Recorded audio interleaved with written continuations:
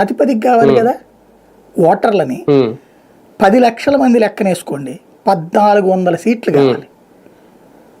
యాక్చువల్గా మనకి ఇప్పుడున్న లెక్క ఏంటంటే 90 కోట్ల మంది ఓటర్లు ఉన్నారు.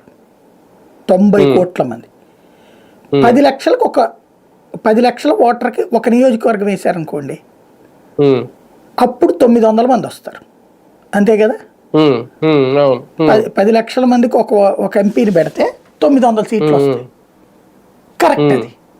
కాకపోతే అప్పుడు ఏమైపోతుంది, ఈశాన్య రాష్ట్రాలు 6-7 రాష్ట్రాలకు కలిపి ఒక ఎంపీ అవుతాడు.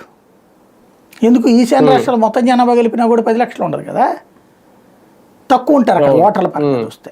ఓ దాంట్లో 1 కోటి మంది ఉంటే అదే కోట్లు ఎక్కడ ఉన్నాయి, లక్షల్లోనే ఉంటారు అక్కడంతా కూడా, లక్షలు. సీట్లు బాగా తగ్గిపోతాయి అక్కడ ఈశాన్య రాష్ట్రాలు బాగా తగ్గిపోతాయి. కాబట్టి అక్కడ కానీ కాశ్మీర్ లాంటి చోట్ల కానీ అవి వర్తించకూడదు.